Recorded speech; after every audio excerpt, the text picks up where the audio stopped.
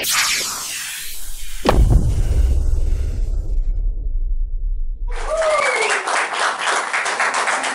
you guys.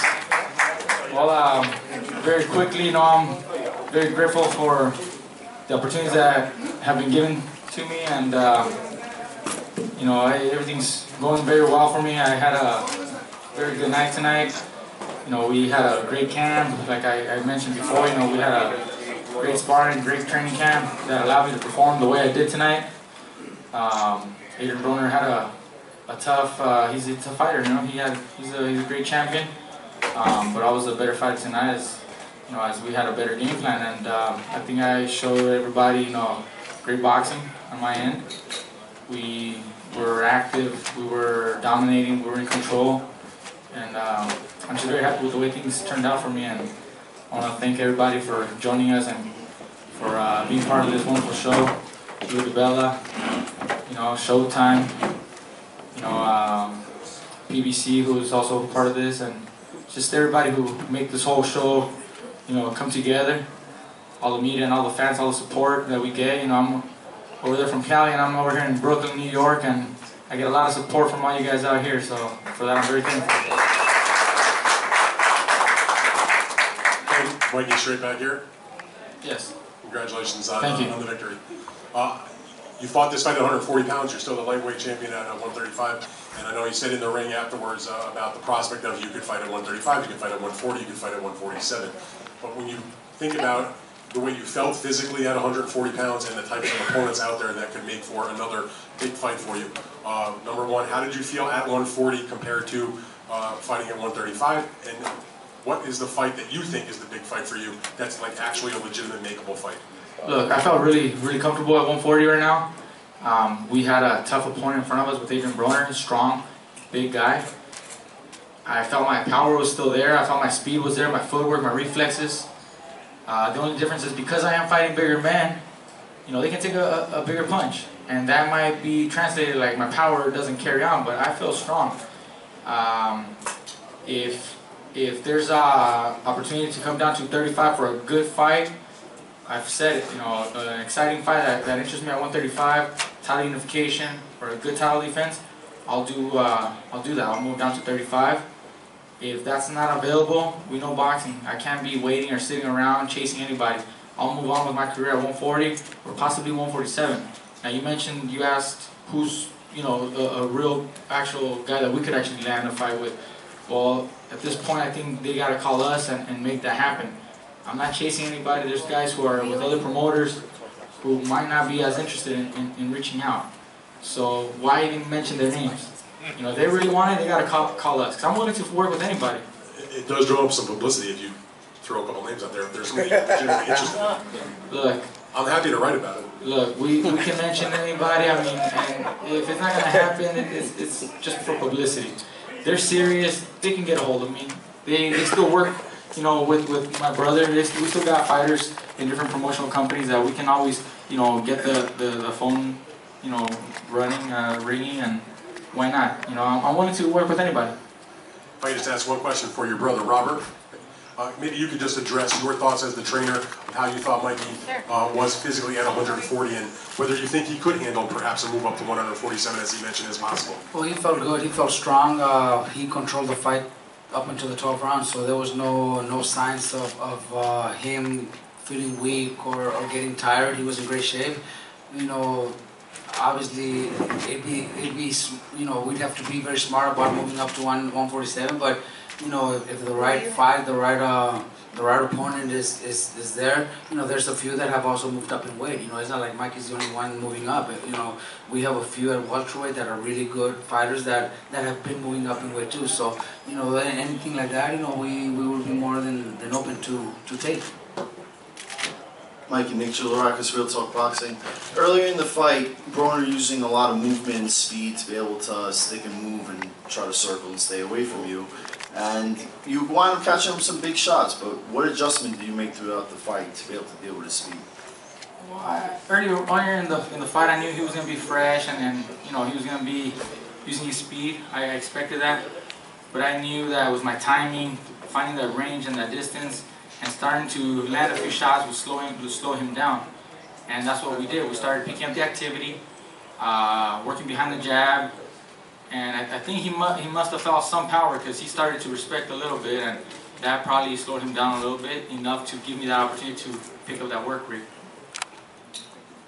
Mikey, Xavier Porter, BrooklynFights.com. First of all, congratulations. Thank you. For the sensational fight. I don't think I've ever seen anybody fight this well against Adrien Broner, honestly. My question is not only just for you, but also for Lou. Mikey mentioned the fact that he's able to make 140 or continue to fight at 140.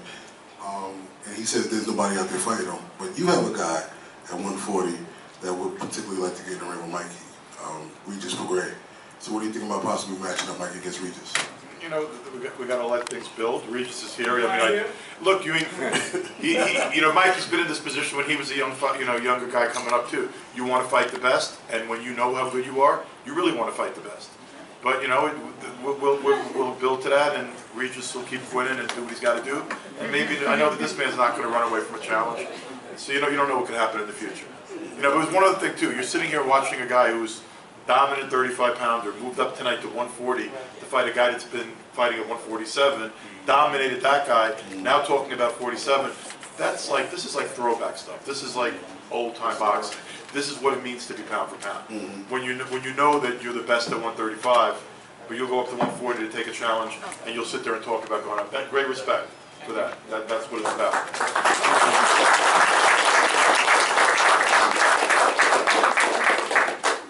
Coach Anthony here with Behind the Gloves. Now, Mikey, there was a lot of build up to this fight. Adrien was doing a lot of talking. Were you surprised on how you dominated? I mean, I seen from the first round you went out there, you set the pace, you went to the body. Were you surprised how you were able to dominate the fight? Well, like I said, we had a great training camp, and I had great sparring partners to work on different game plans. And although he started off using, the jab and then trying to, use his footwork and a lot of head movement, and we knew he was going to slow down once I started picking up the work rate, and I started landing some jabs, started connecting.